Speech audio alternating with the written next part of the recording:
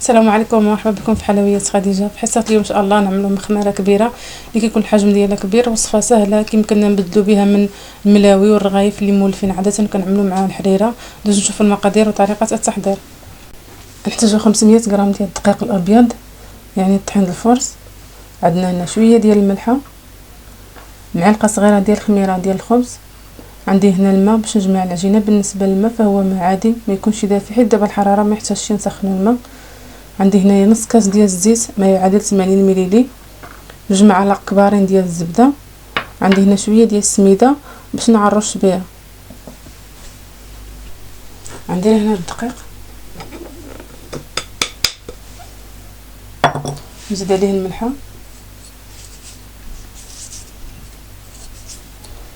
ونخلط شويه الملحه مع الطحين. وعندي هنايا في الجنب هاد الخميره ديال الخبز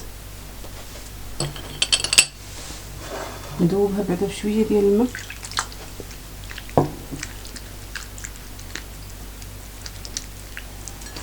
عاد نكمل الجماع.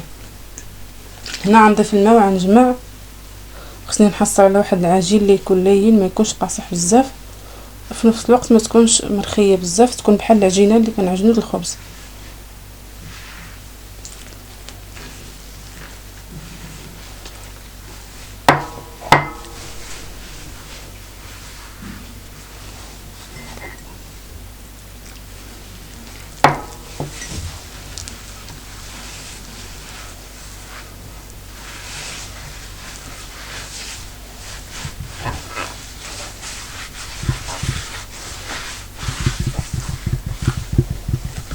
فيها هكا خصني تكون عندي العجينه. دابا خصني ندلكها.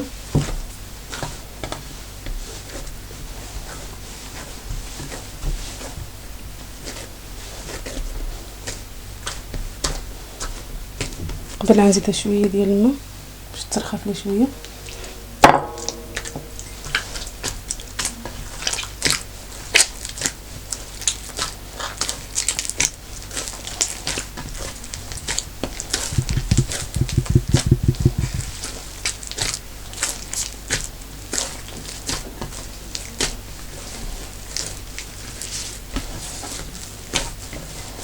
دابا غنبقى ندلك العجينه مزيان حتى ترخف.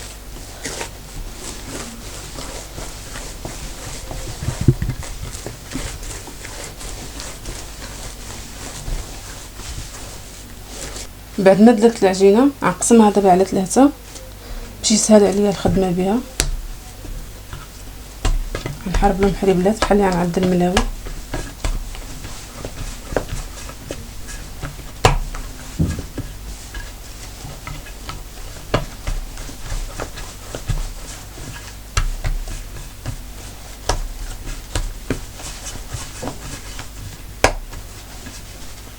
نغطيهم ونخليهم يرتاحوا واحد 10 ديال الدقائق. غادي ندوز نطلقهم.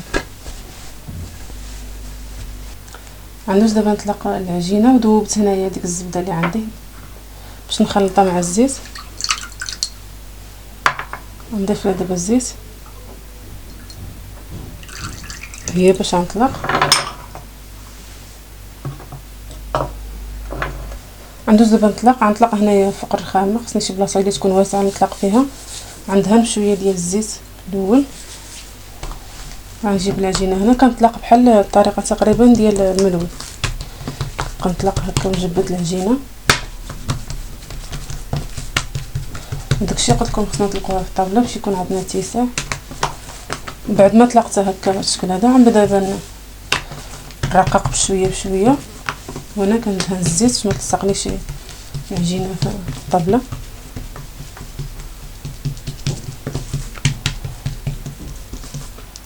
بعد ما كنرقق هكا كندهن شويه ديال الزبده والزيت وكنرش شويه ديال السميده.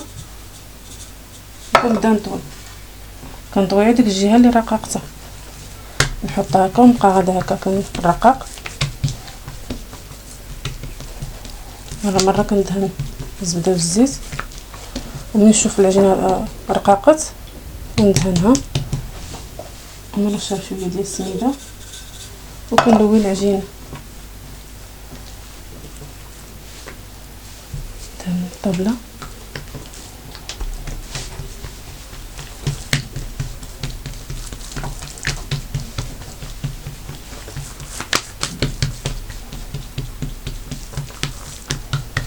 ونرش الزيت والزبده،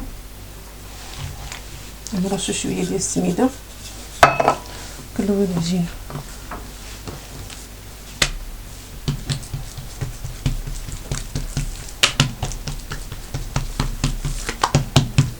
وكنستمر هكا حتى النهايه ديال هاد العجينه هادي. نرقق ندهن الزبده والزيت، ونرش شويه ديال السميده، وكنلوي العجينه ملي نكون كنلويها ما نزيرهاش بزاف، باش من بعد ملي كنجي نقرص عليها كتكون مرخوفه شويه، ما تكونش مزيره. صافي دابا ساليت هاد العجينه هادي، الطرف الاخر كندهنو نرش السميده، كنلوي ونحط هاد العجينه اللي لويتها نحطها حدايا باش كنخلي لها طريف هكا، باش من بعد غنشرك معاها العجينه الثانيه. العجينه الثانيه حتى هي كتلقى بنفس الشكل باش طلقت العجينه الاولى. ندهن شويه ديال الزبده والزيت في الطابله، كنطلقها بعدا هكا شويه، من بعد عاد كنبدا الرقاق.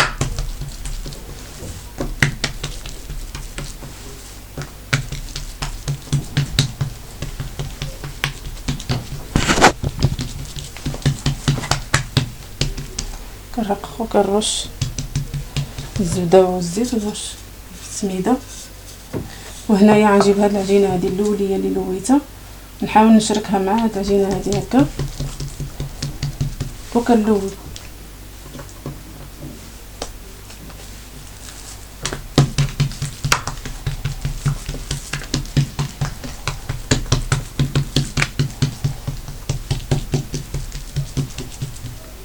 ندهن الزبده والزيت ونرش شويه ديال السميده، وكنلوي العجينه.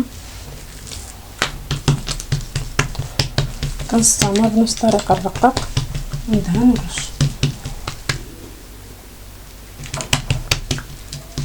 نرش السميده، كنلوي العجينه.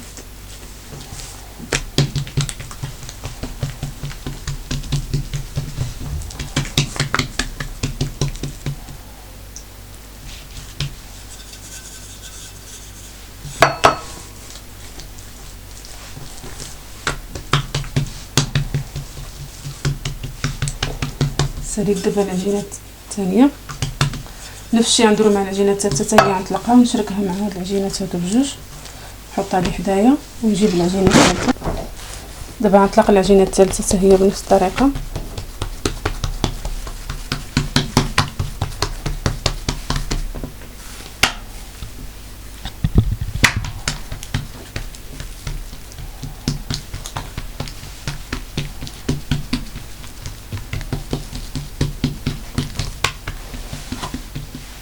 نرش الزبده والزيت، نرش السميده، كنجيب هاد العجينه هادي نشركها مع هادي وكنلوي.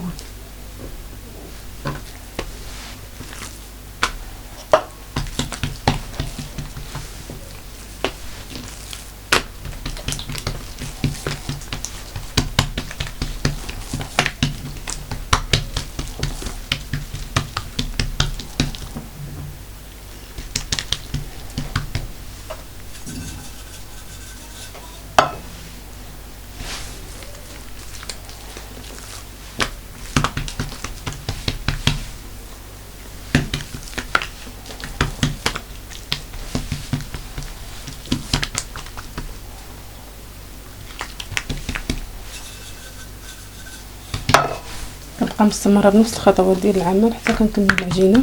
هنايا قربت نساليها،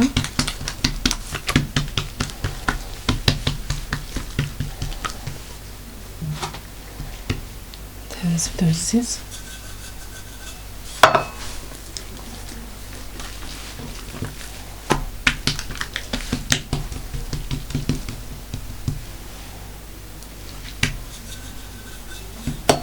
دابا غنلويها. وهاد الطرف الاخر كنحاول نخشيه من هاد الجهه هكا من هنايا، وكندير لها هكا. خصني نخليها ترتاح باش يسهل عليا من بعد نقرصها. هي هكا كترتاح شويه كطوع، عاد كنقرصها نخليها تقريبا واحد 10 ديال الدقائق عاد نقرصها. بعد ما طاعت هنا العجينه شويه دابا كنطلقها كما كتشوفوا من بعد ما كطلع كتطلق لنا مزيان. كنرشوا شويه ديال الزيت والزبده، كنطلقها بهذا الشكل هذا هكا باش كتوسع. وكنجيب اللاطه اللي انا نطيبها فيها ونرشها بالزبده والزيت دايرين.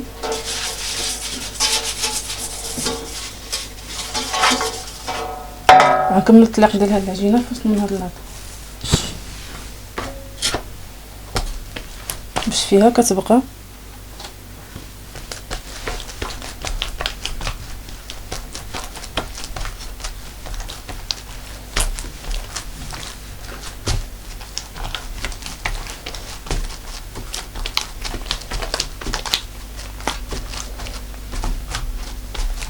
بعد ما طلقت انايا مخمره ورققتها كما كتشوفوا. غنرشها دابا مزيان بالزبده والزيت من الفوق، وغنسردها هنا الفران. جات على العاده هنايا كنسردوها الفران ديال الزنقه يطيبها، وكنلقاو الفران ديال الزنقه معمر عيب هذا المخمرات هادو، لان تقريبا الناس كاملين كيديروهم يوميا. الا ما كناش نقدروا نسردوها في الفران ديال الزنقه يمكننا نطيبوها في الفران ديال الدار عادي. كنديروا لها بحال الطياب ديال الخبز، نشعلوا عليها من تحت ومن الفوق وكنخليوها حتى كتحمر مزيان ونخرجوها. قبل ما نطيبوها نخليوها ترتاح واحد 10 ديال الدقائق عاد نطيبوها. بعد ما كتوجد تحمر المخمره وكتوجد كتجينا بهذا الشكل هذا مقطعه. شوف كيفاش كتجي من الداخل.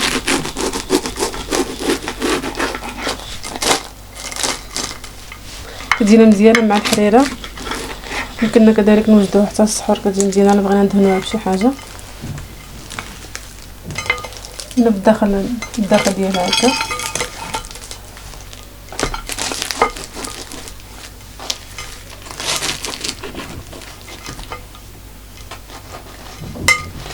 هكا كتجينا من الداخل. كنتمنى ان شاء الله تعجبكم وبصحه وراحه. الا عجبتكم حصه اليوم ما تنساوش ديروا لنا جيم فيديو وشاركوا معنا في القناه. نتلاقاو في حصه جايه ان شاء الله. السلام عليكم ورحمه الله وبركاته.